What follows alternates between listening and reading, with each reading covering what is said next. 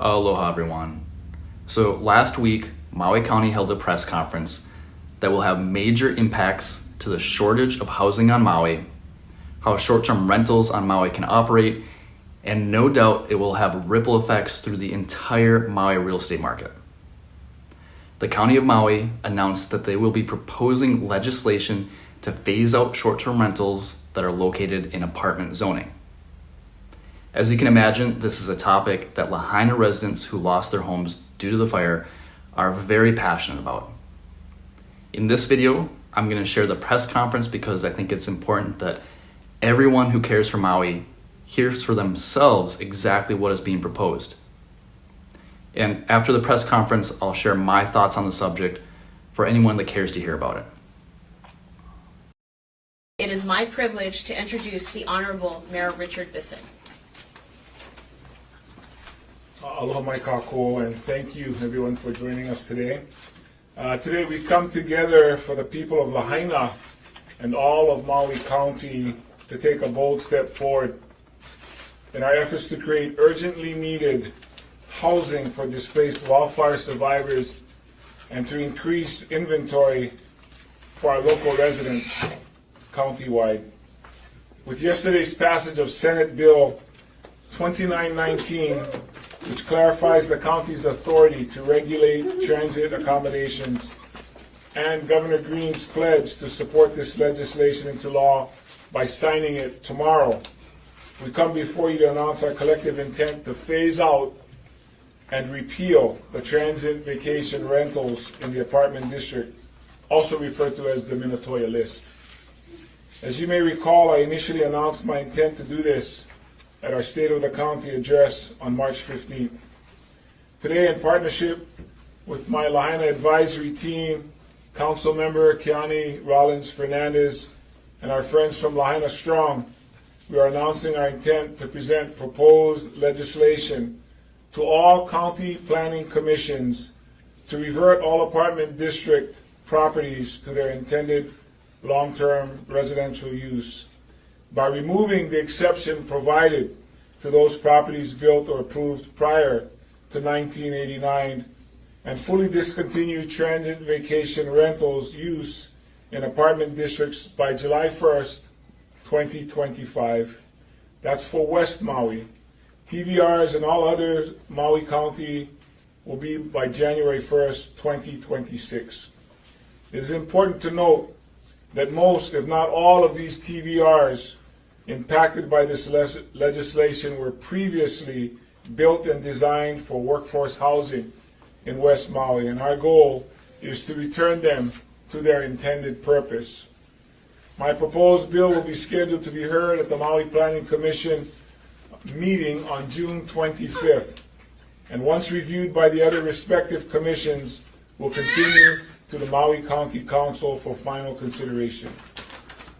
I recognize this is a topic requiring robust and meaningful discussion, so I encourage all interested community members to share their mana'o and to testify regarding this legislation.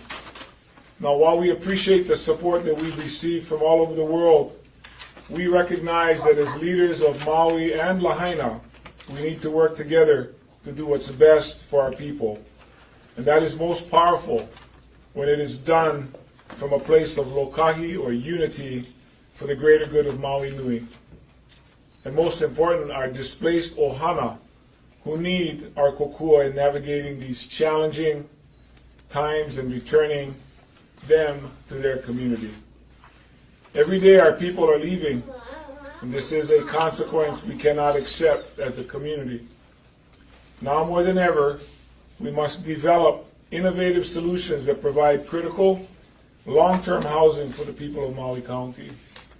If successful, this legislation will support the return of approximately 7,000 transit vacation rentals to the local housing market, and specifically 2,200 in West Maui, again for long-term rental consideration. While this bill will not go into effect until July 1st, 2025, we're continuing to make great strides in providing interim housing while we continue to move long-term housing projects forward for the near future. To date, we have just over 700 families representing 1,785 people in 8 hotels, down from the nearly 8,000 people in 46 hotels. This number continues to decline every day, and just this week we welcomed 2 new projects for housing wildfire survivors, including Kalai'ola, which is the housing project that was opened and blessed. That is having 450 units. And also Ke'au Maluhia, which is an additional 50 units in Kahului. And this Saturday will be Kilohana, which is another 169 units being put together by FEMA. We understand that we can build new structures and return buildings to Lahaina, but if we don't recognize the faces of our friends and family as we repopulate Lahaina, we will have lost this battle for our people. And for my administration and I, even one more family lost is one too many. Again, I acknowledge our advisory team for their continued service in stewarding the needs of their community, Councilmember Rollins Fernandez for championing this legislation. And again, I would like to commend Lahaina Strong for their passion, their commitment, and their diligence in fighting for our people. Mahalo. Mahalo, Mayor Bisson. Up next, Councilmember Rawlings Fernandez.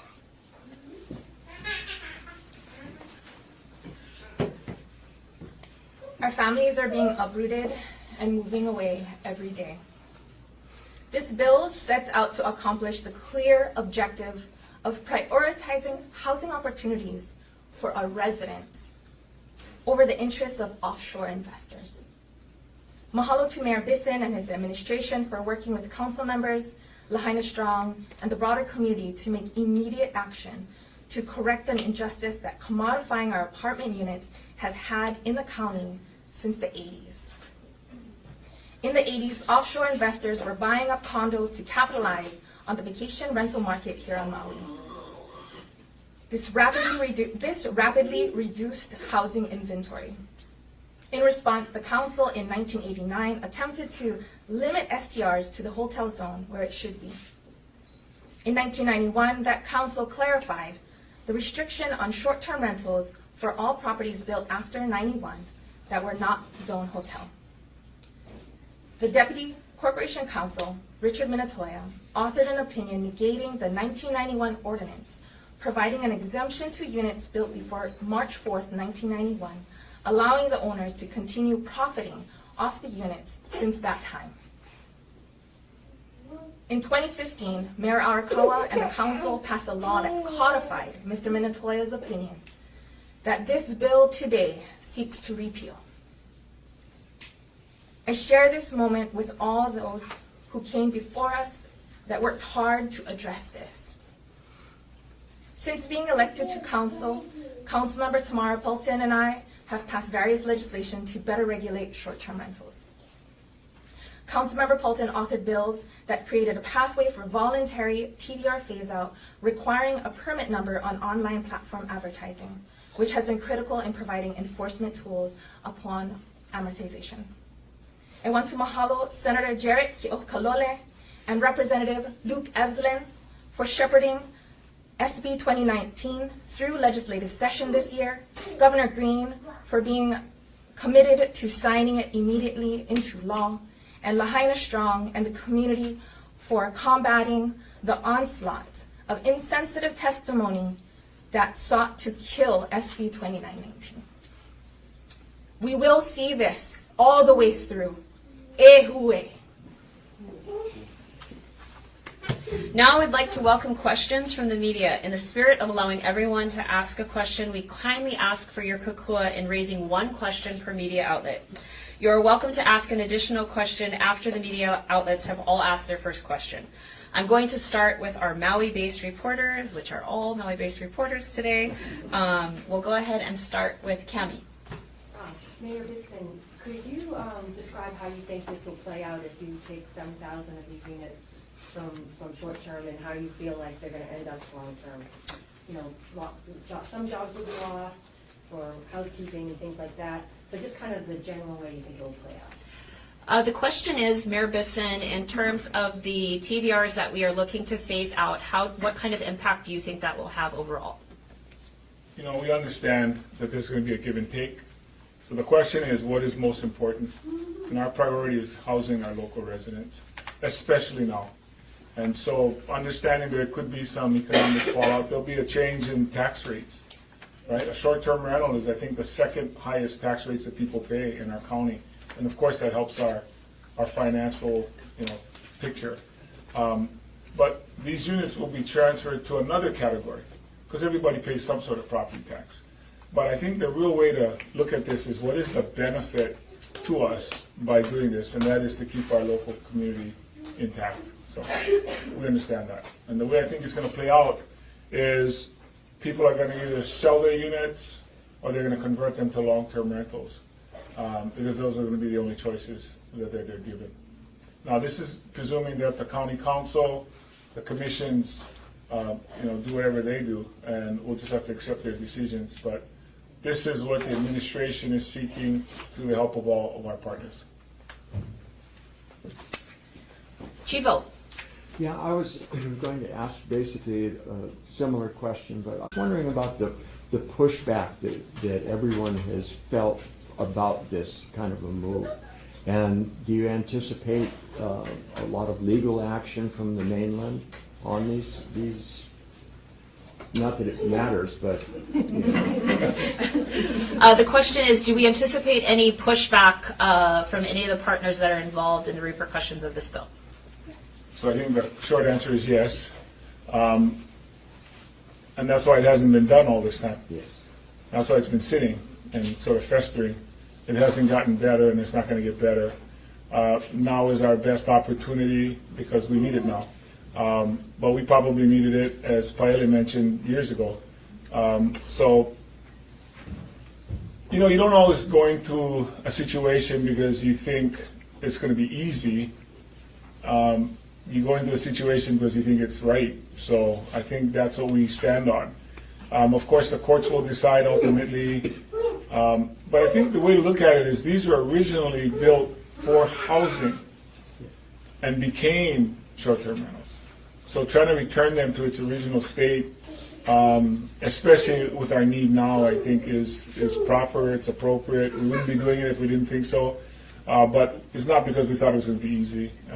People are going to take whatever position they take, and they're welcome to do that, right? So. Okay. I'm going to have Council Member Rollins Fernandez also do a follow-up to that question.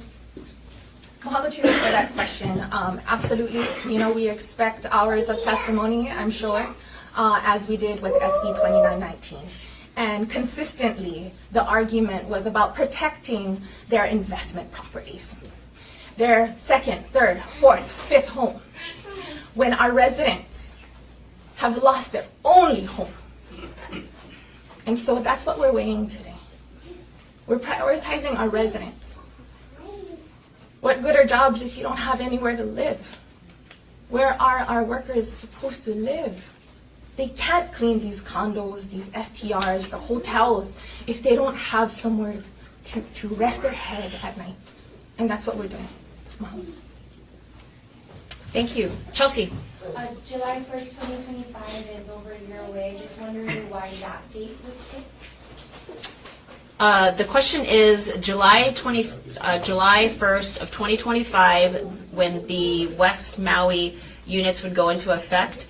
Why is it's a year away? Why so long? What's the time frame? So I'm Kate Bleistone, the planning director. So those dates were picked because it takes a little time to go through the process, right? So we've got to go to the planning commissions. We have to go to the Maui Planning Commission and the other two planning commissions, Lanai and Molokai as well. So that takes a little time, plus it has to also go through council. So those dates were picked as a result of the process that we have to go through. The July 1st date was to show that this is a priority area for us, that West Maui is critical, and getting housing freed up on West Maui is critical.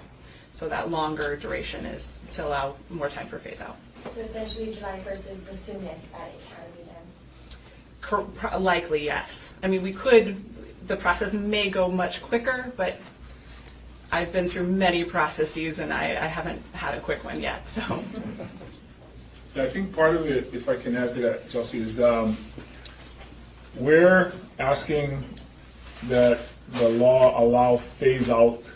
So we're giving people an opportunity to phase from a short term to a long term. And looking at case law, it ranges anywhere from 6 months to 2 years, to be fair to the owners that are converting. We think the time it's going to take to get through the commission as well as the council, if we're doing it timely, would allow us from, let's say, January 1st to July 1st to be the phase-out period. So there's no law right now, so the clock hasn't started. We think the earliest it can get started is January 1st, and that's why we're shooting for July 1st. It also lines up with the fiscal year, and there's some other tax consequences that are going to come out of this. And again, that's just for West Maui. The rest of the island that falls within this category, we're giving a 1-year phase-out, again, to accommodate that. Thank you, Ali'i. Okay, this one's for Councilmember Rollins Fernandez. What's the attitude among other council members towards this bill? Do you foresee it actually passing? The question is, what is the sentiment among other council members regarding this bill, and do you anticipate it being able to pass? Absolutely. It will pass at council. Comments have been made by my colleagues on the council when reviewing board and commission members, specifically for the planning commissions. And that was a question that was asked of the nominees. Council members recognize that, in order to keep Maui, we need to keep our people here. It's our people that make our community. And no sunshine law violation, but just based on the comments that they've shared, I believe this will pass. Thank you. Wendy, did you have a question? Yeah. Why did it take 9 months to get to this point? And also, how much of an impact in lost property revenue will be experienced by the county, and how does the county expect to recover that? Okay, so 3-part. Why did it take 9 months to get to this point with the bill? What would the repercussions be of the tax break? And I'm sorry, what was the last part? And how does the county expect to recover from the lost tax revenue? And how does the county expect to recover from the lost tax rates?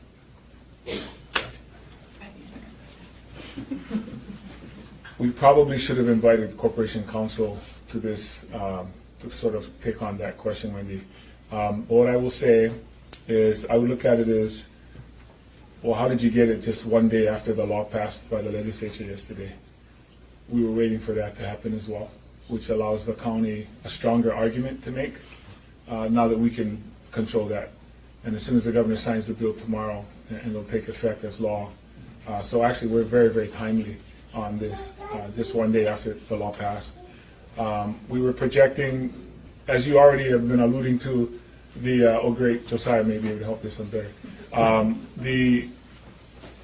We anticipated a legal battle already, and we just added one stronger point to our case by having the legislature say that the county can regulate our short-term rentals.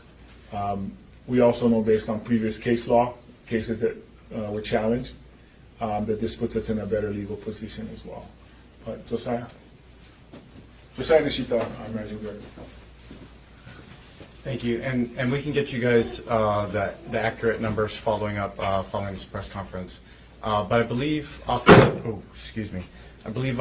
the estimate was around $30 million or so, real property tax impact for conversions. And then just so that you folks understand as well, we're already estimating probably about a $15 to maybe $20 million on the high side real property tax impact from the long-term rental exemptions that's being provided right now.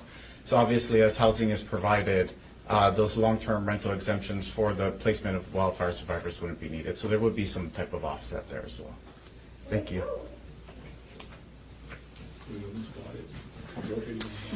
Next question. Cami. So can you explain what the landscape would be for the entire short-term rentals on Maui, and if there's anything that can be done? I know illegal ones are, a lot of the concern as well. I believe the question is, can you speak to the landscape of the current STRs that exist and the illegal ones, and if there's more enforcement planned? and how we are dealing with the enforcement of the illegal ones currently? Kate? So I don't think that with this passage of this bill, when we get it through, will change how we enforce on TVRs. We will continue to. We are a complaint-based system primarily, but when it comes to illegal vacation rentals, we have a firm that we've employed to search for listings, and then we flag those listings. We check to make sure that they are in fact illegal, and then we go through the enforcement process. So that's not likely to change. That said, I mean, this could result in a lot more activity, and so we may have to adjust. I just don't know exactly how we'll adjust yet.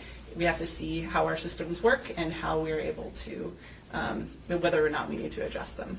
So what does that leave for the ones that will remain legal, and if you have an estimate of how many you think are illegal? There is no estimate for how many we think are illegal, so that people keep asking that question, but they're out there and they're sneaky, and we're trying to do our best.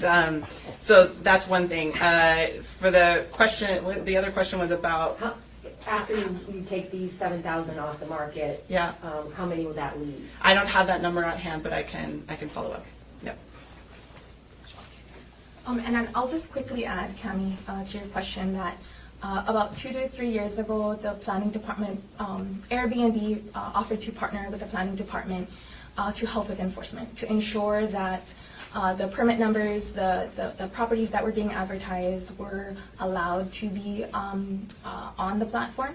And so I think perhaps, and in that partnership, I believe it was reported about 3,000 ads were flagged during that time. So a continued partnership with the online platforms, which advertises the TVRs, will also help to enforce upon unpermitted illegal short-term rentals.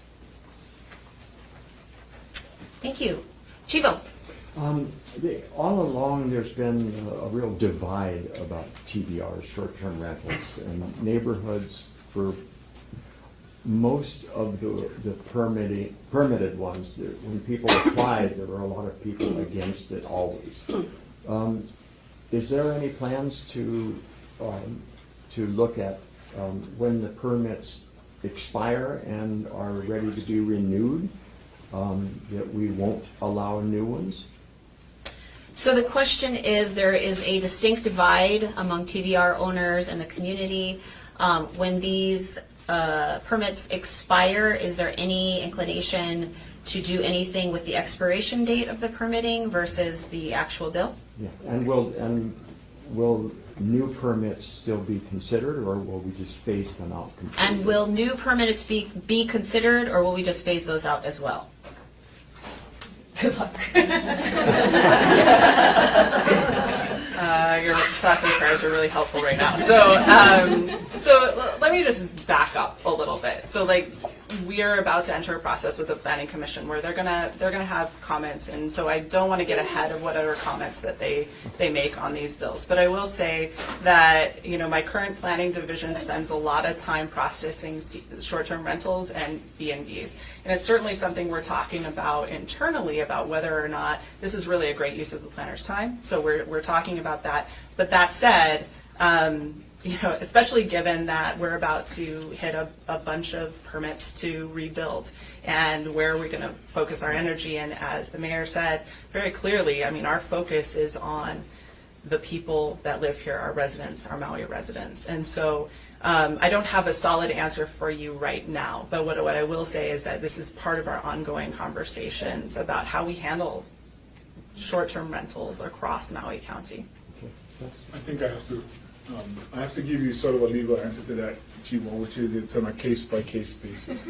I don't think we can just blanket say one thing or the other. Right. Most people who have a permit had to go through their community's, input in order for them to. I think the percentage is 50% or more have to be in agreement. So of course that can change. Permits, are they 2 to 3 year permits? Yeah, I don't have that No, number. they're 2 or 3 year permits for people that they have to renew. And that's done on purpose, right? It has to be renewed to see if you've been a good landlord or a good someone who's not been good. So I think you get to be evaluated based on how you conducted yourself in your neighborhood. But neighborhoods change, the complexion changes.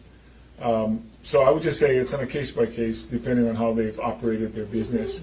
We recognize people have obviously rights as well. So we're balancing that, which is why to what Cammie's question was earlier, we're just targeting this particular group right here, right now. This is one that we think we have, we're on the right side of this.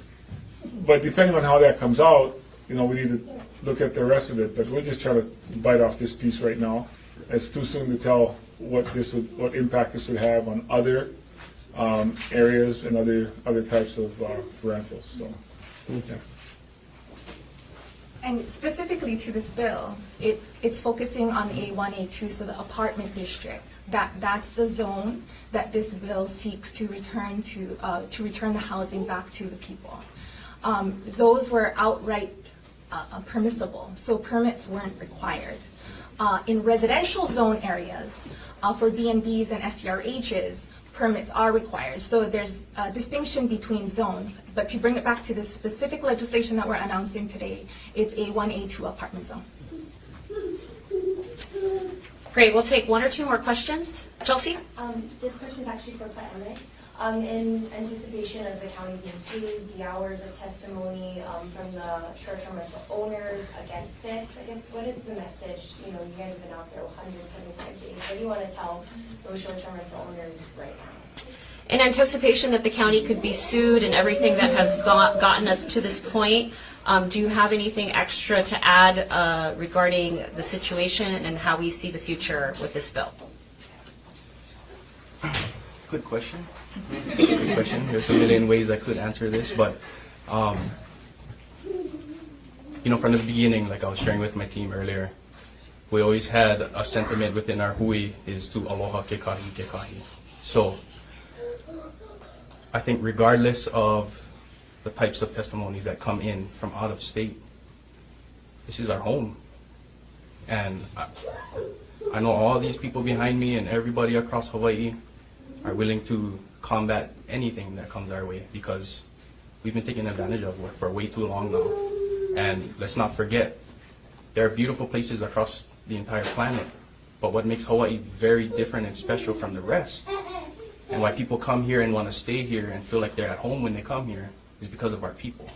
So if we're not prioritizing our people first, regardless if they want to secure their TVR and their investment, they're actually damaging their own investment because they're also displacing our people, which bring the people here.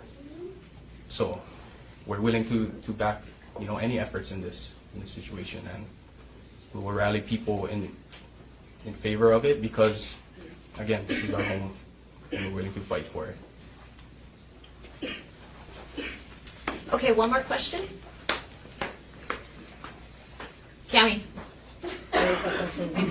Again, to play devil's advocate here, who might be able to answer this and how this might disrupt the whole real estate market in terms of if you have to have a fire sale of, all these homes and how that would play out with property taxes if values go down?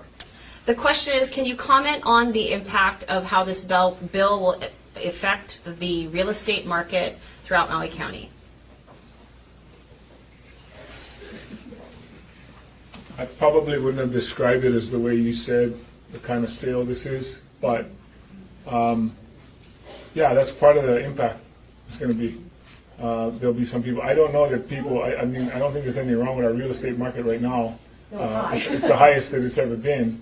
So I don't see people. I think what it's going to affect is the timing. Do you want to be the first to sell or do you want to be the last to sell? I think that's going to be the issue more than anything else. If people want to sell it to a local family or somebody else, I think that's a great outcome. I think that's a great outcome. If they want to rent them long-term to people, I think that's also something we're hoping for. There are impacts if we don't do this, and there are impacts if we do this. And we're willing to accept the results of the impacts of doing this. So, yeah. Mahalo nui. This now concludes our press conference. Thank you. So there you have it. the County of Maui is attempting to phase out short-term rentals that exist in apartment zoning, or what is commonly referred to as the Minatoya List. I'll share a link in the description below to the county's website that has the Minatoya List so you can see for yourself which properties could be affected. Okay, so I promised my thoughts on the proposal, and first and foremost, I think it's important to acknowledge that there is absolutely a shortage of affordable housing on Maui, and that there has been for a long time, and something really needs to be done about it. I'm a property owner now, but I was a renter on Maui for many years myself in my 20s and early 30s. Back then, I lived paycheck to paycheck, working for a construction company, 10 hours a day, 6 or 7 days a week. Sometimes I even took on side gigs. Even then, it was a stretch for me to afford to rent a studio apartment for myself. So I absolutely have firsthand experience of how difficult it is to find affordable housing here, and it's only gotten worse since the fire. So I 100% agree that something needs to be done to address the housing crisis. However, I'm not sure eliminating short-term rentals will provide the solution that everyone is hoping for. If this legislation passes and comes into effect, it will definitely increase the supply of long-term rentals and potentially reduce the monthly rental amounts for long-term renters.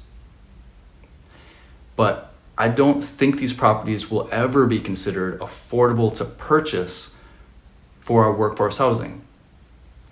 And I really don't think they are well designed to be used as long-term rentals. All of these properties have very high HOA dues, usually over $1,000, sometimes up to $2,000 per month.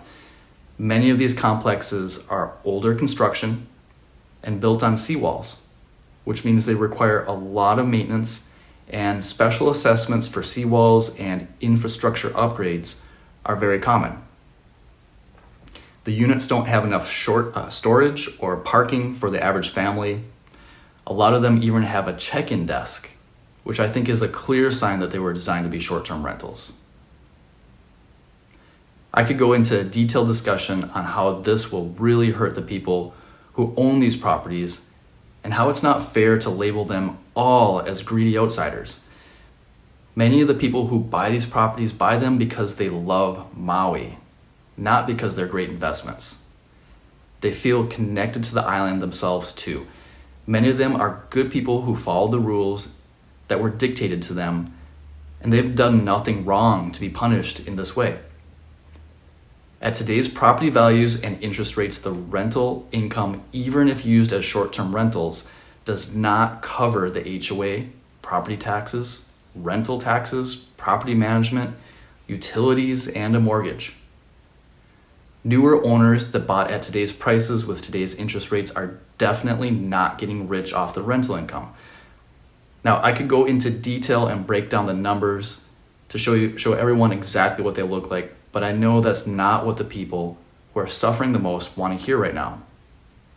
And conversations about rental income profits are being characterized as insensitive. So instead, I would just suggest that the better option would be to fight for more brand new affordable properties to be built.